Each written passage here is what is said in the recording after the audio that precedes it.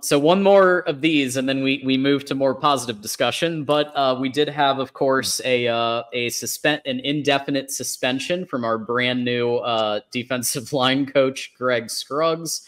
Sharon Moore mentioned in a press release, Greg made an unfortunate mistake and was arrested for operating a vehicle while intoxicated. He made no excuses and has taken accountability for his actions.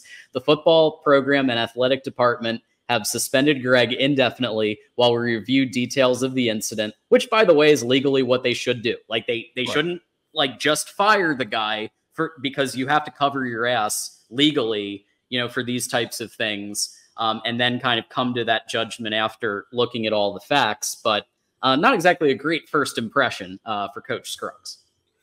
No, an unfortunate situation because I was so excited for Greg Scruggs, and to see him make this mistake is just terrible because it's actually his third DUI, although it's his second on his record.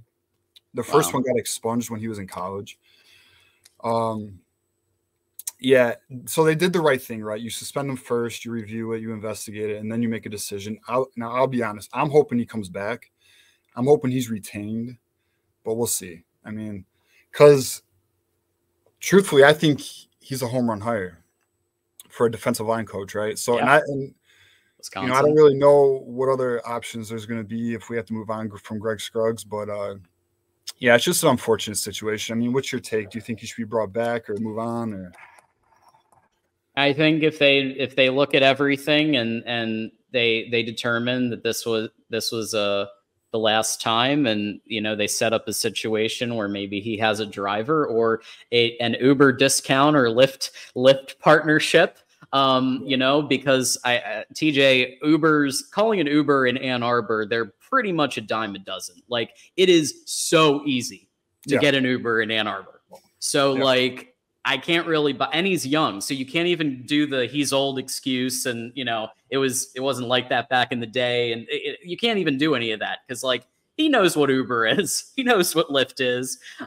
So I think I think it should definitely be strike two at least. If they do decide to let him go, I would respect that. But the one name I would look at, although it may be too late, is bringing back Sean Nua from USC.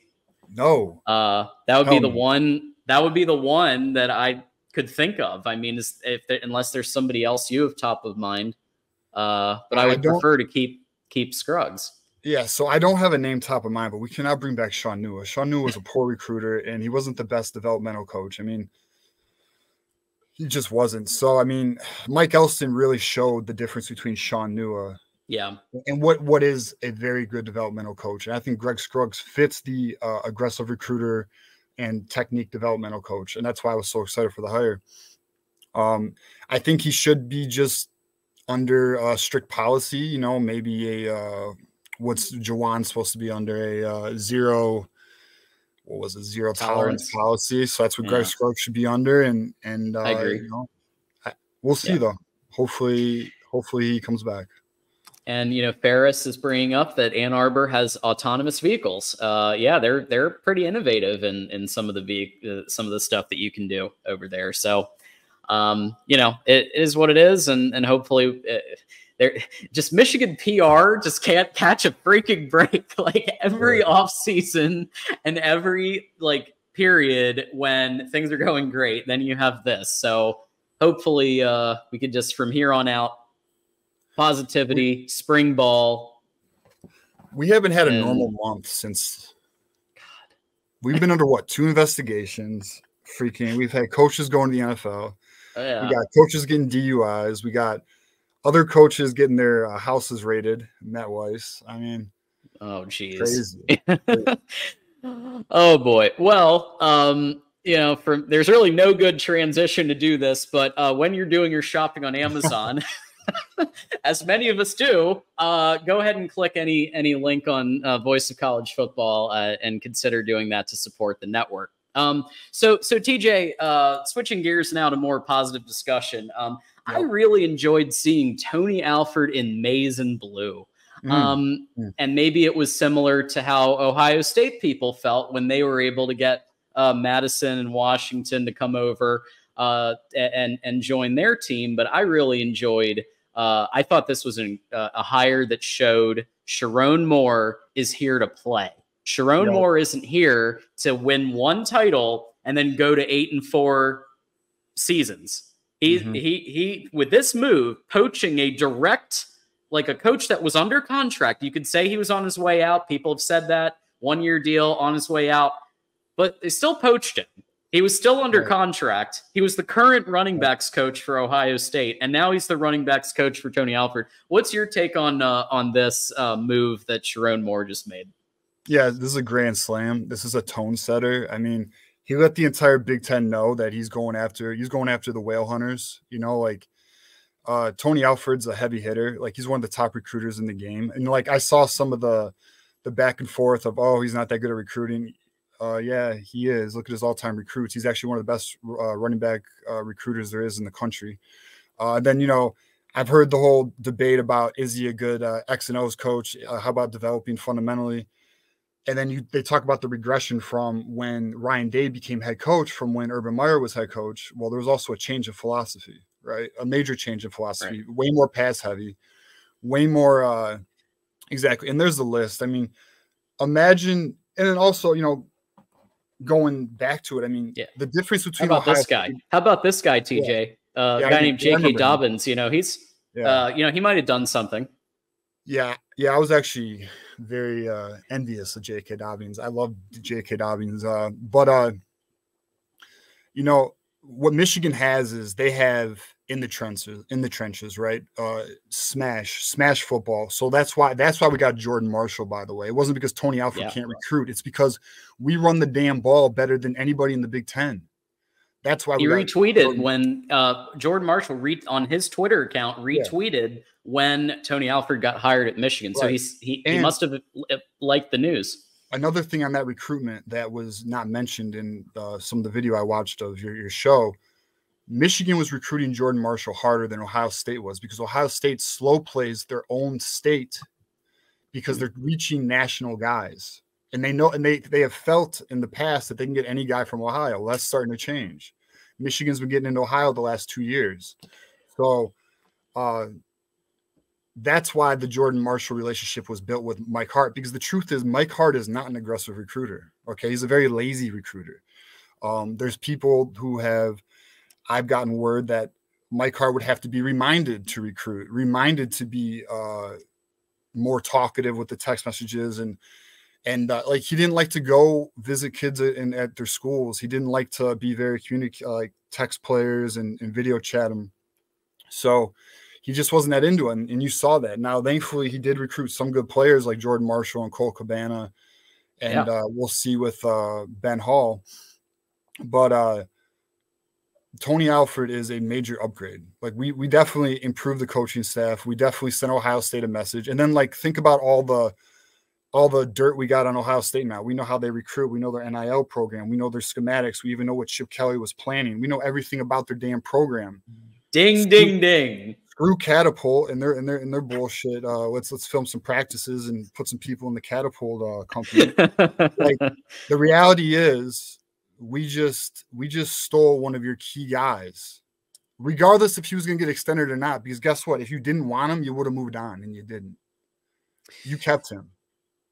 So now what do you think of the idea that, you know, Tony Alfred was able to do what he was able to do at a system, and you could say, I mean, officially it's like 49% pass, 51 run if you look at the official, like, look at the at it. But if you compare it to Michigan, it's significantly lower running opportunities in terms of your pass run percentage.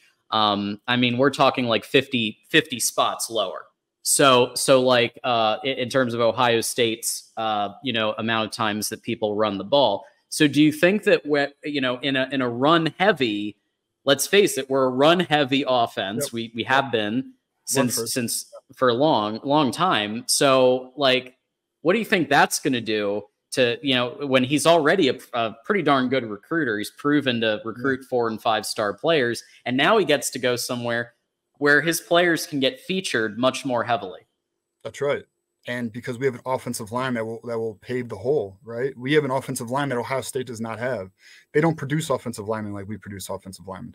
They also don't have the same philosophy offensively like we do. So Tony Alfred's going to bring the talent in, and then our offensive line is going to allow those running backs to be showcased. That's what's going to happen. That is why you have a transition from Hassan Haskins to Blake Corum with a little bit of Donovan Edwards sprinkled in, right? That is why you'll see all of our running. If you've noticed the last, I don't know, since Sharon Moore's been around for the last, how long has he been coaching offensive line? What, three years?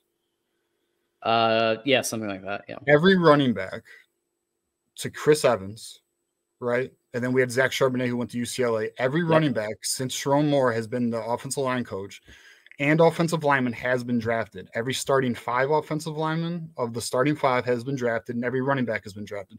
That will continue. You can't say that for Ohio State when it comes to their offensive line. Yeah, and you've already heard a few, at least one 5-star running back who has said he's taking an official visit now to Michigan, and he wasn't before. So it's already starting, and he just got there like a couple days ago. So it's looking good. Yeah, I'm excited to see what players start to show more consideration to Michigan and what happens with visits. Yeah, I think it's a great hire.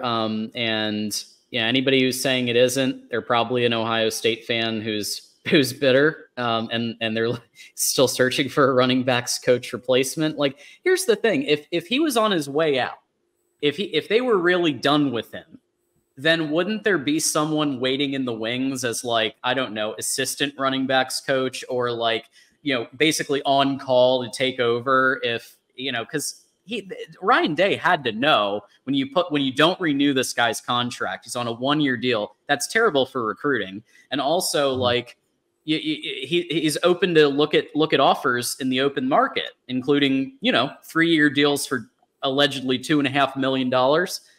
So, if they were really moving off of him, wouldn't they have already found their replacement running backs coach? Well, that was my point, right? That's what I'm saying. Like, if they really didn't want him, they would have got a new running backs coach. They did bring in Chip Kelly, who's an offensive coordinator. If Chip Kelly did not agree to keep Tony Alfred around, he would have brought his own guy. Like, it's bullshit. Like, that's them trying to cope. That's just the reality. And the reason why, so I've heard. Now, I don't know if this is necessarily true or not. Yeah. The reason he wasn't necessarily extended is because he wanted more. He was asking for more from Ohio State in terms of responsibility. Okay. And he wasn't getting more in responsibility. So what Tony Alfred did was he reached out to Sharon Moore a month ago. Sharon Moore did not reach out to Tony Alfred. So that's what happened. Tony Alfred reached out to Sharon Moore when he got the job. When Sharon Moore got the job, Tony Alfred reached out to Sharon Moore. That is how the communication started. That's why the vetting process went so quick. And as soon as he was publicly hired, he was ready to coach. Unlike the other hires we had where it took 3 weeks to get them to start recruiting and all of that.